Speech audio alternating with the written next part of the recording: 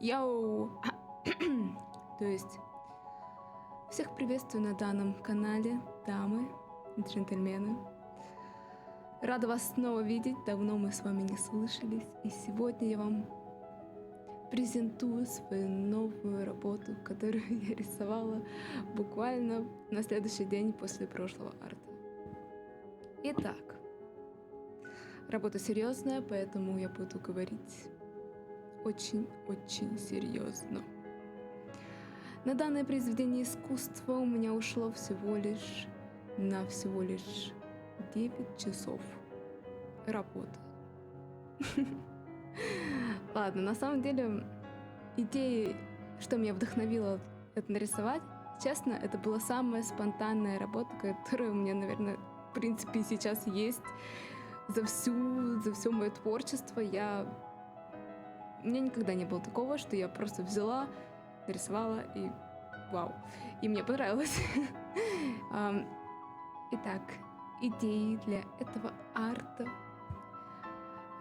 послужил очень недавний, буквально на днях я наткнулась на документальный фильм, посвященный Тихому океану. Я буквально нечаянно его нашла, либо у меня в рекомендации, я уж точно не могу сказать. Попался на ютубе видео, и меня так сильно поразило. Я, в принципе, очень сильно люблю животных, особенно все, что связано с морем. Меня это просто бесконечно вдохновляет. Это меня так сильно просто поражает, то, что там происходит в море. Я очень сильно люблю море. И на самом деле вот такая вот идея с изображением рыб, точнее их строение их костей, она у меня в голове лежала очень давно. Но я не понимала, как мне это вообще показать и что мне... Просто, понимаете, эта идея настолько хорошая, что ее боялась я испортить каким-то артом, который, не покажет, как это красиво на самом деле. Так долго я, видимо, откладывала эту идею, и когда я наткнулась на короткометражный фильм, посвященный океану, это меня просто пнуло, такое, все надо делать. Так, тут я уже начинаю делать рыбок.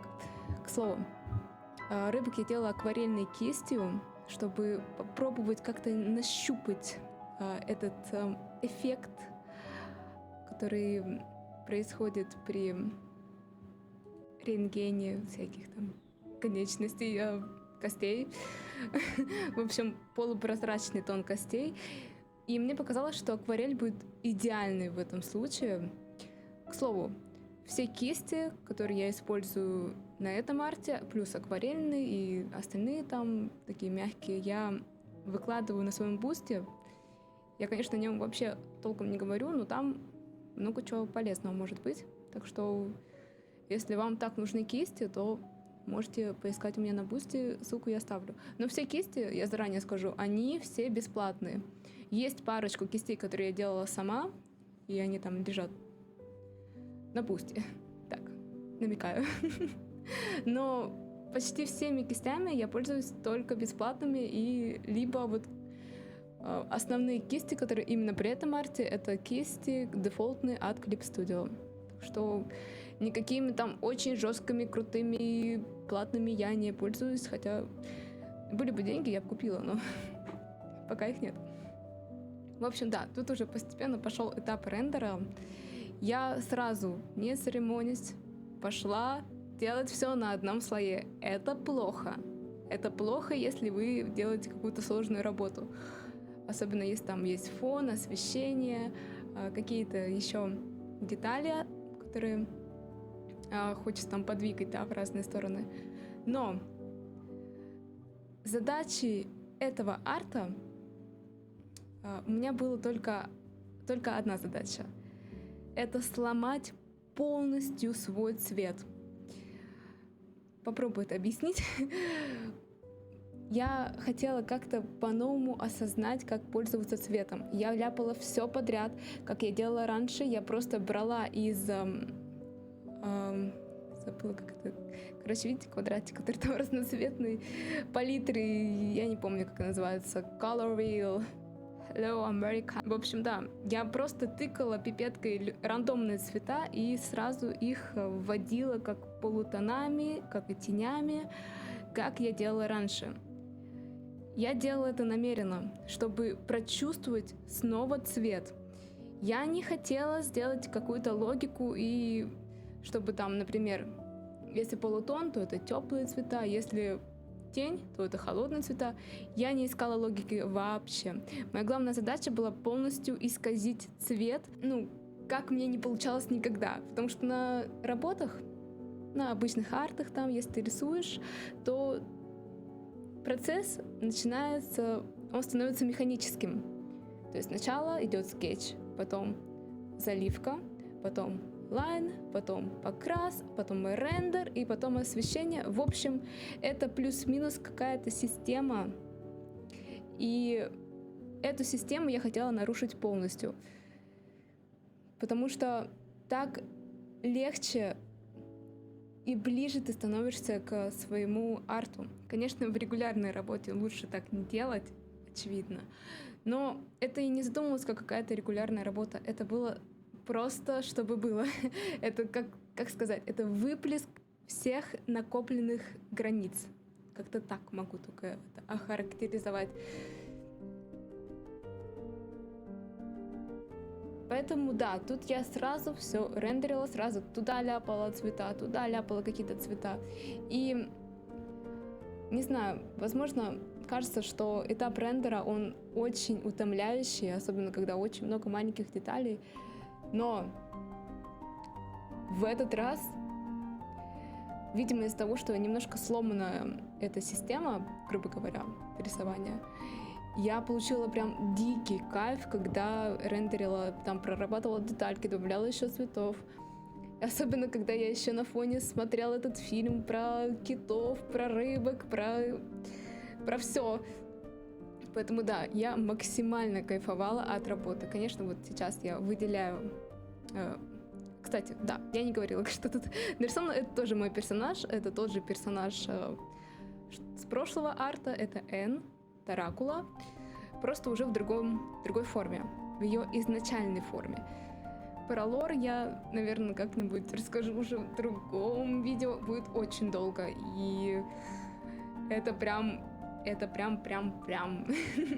Может, когда-нибудь я вам расскажу весь лор этого персонажа, если вам, конечно, интересно. К слову, да, я все комменты читаю, и я очень рада, что вы со мной общаетесь таким образом. И то, что мне правда интересно, что вы думаете. Честно, мне до сих пор этот формат, то, что я сейчас говорю на фоне, мне он до сих пор непривычен, но вам нравится слушать, а это самое главное, я очень рада, и это круто, это cool. В общем, да, тут я уже постепенно начинаю... Добавила, кстати, еще рыбку, потому что показалось, что слишком пустой левый угол, и добавила еще рыбку. Да, я сначала их делала ЧБшные, просто одним слоем тоже, сразу всеми кистями. Акварельный, с полулайном. И потом уже привязывала слой и красила их поверх. Как маска работает, плюс-минус. Потом, когда вот вы видели только что черный фон, я подумала в голове, что было бы неплохо сделать еще темную версию этого арта. Изначально ее не должно было быть тоже темную версию. Я вообще не планировала, но мне попались в Пинтересте референсы рыбок, которые на черном фоне, тоже их там строение, скелет, и они светятся. Я думаю, может быть, вы их тоже видели. Я, если что, на этапе монтажа вставлю эти референсы, чтобы вы тоже видели этих рыбок. Может, они вам попадались. И мне это так понравилось, что я тоже решила сделать ночную версию, грубо говоря, чтобы эти рыбки потом светились в темноте вот так вот. Из-за того, что версия темная, с темным фоном точнее, то и персонаж, поскольку она вся беленькая, надо было ее тоже затемнить. Я добавила света, то есть свет сверху, откуда он идет, и чуть-чуть ее затемнила, добавив все-таки освещение. Хотя, не знаю, в тему тут освещение или нет, но глубины, по-моему, добавила, что, в принципе, я и хотела. Тут я мучаюсь с рыбками. Мне так не хотелось их заново красить под это светящийся Короче, вы поняли, я сейчас зажала под светлую штуку. Поэтому я просто продублировала слой, где их покрасила, этот цветной. Продублировала и оба слоя возвела в эффект difference. То есть они теперь конфликтуют, и получается такой вот яркий цвет. Лайфхак можете как-нибудь использовать, но не всегда это работает. Я обычно так делаю на вотермарках. Когда я там какую-то работу делаю, то вотермарки, эти два эффекта и норм. Тут постепенно дорендериваю остальные волосы, которые остались. И постепенно заканчиваю картинку, добавляю чуть больше глубины, добавляю немножечко синего лайна поверх самой фигуры, чтобы как-то чуть ее прям в картинку вставить, чтобы она была прям в этом пространстве черном. Это, конечно, очень незаметная тема, но она помогает немножко внедрить персонажа в черный фон, чтобы он смотрелся, как будто бы он был в этом пространстве, а не просто так стоял, типа, как на паспорт. Я еще не знаю, буду ли я постить такой вот ночной вариант, потому что он вроде бы получился норм, а вроде норм. Короче, дайте мне знать, если вам он понравился, тогда я его запущу, если нет, то нет. В общем, всем спасибо за просмотр, спасибо, что снова со мной посидели, что я снова с вами поговорила. Услышимся в следующем ролике. Всем хорошей недели, всем пока-пока.